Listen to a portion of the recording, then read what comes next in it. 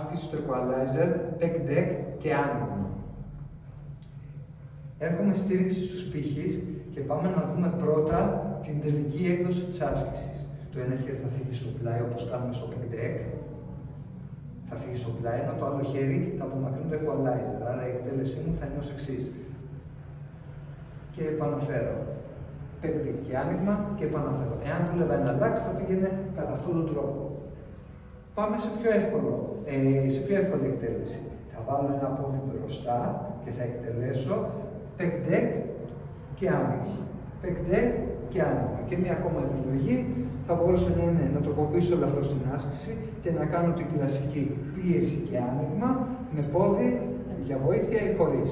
Αν δεν χρησιμοποιείτε συχνά το pec deck, γιατί πολλοί δεν το χρησιμοποιούν, να επιμείνετε να ξεκινήσετε την τελευταία εκδοχή. Okay. Δεν θα πάμε να κάνουμε crash test, θα πάμε να δουλέψουμε την πίεση με το άνοιγμα και θα το μάθουμε σιγά σιγά. Σωστά.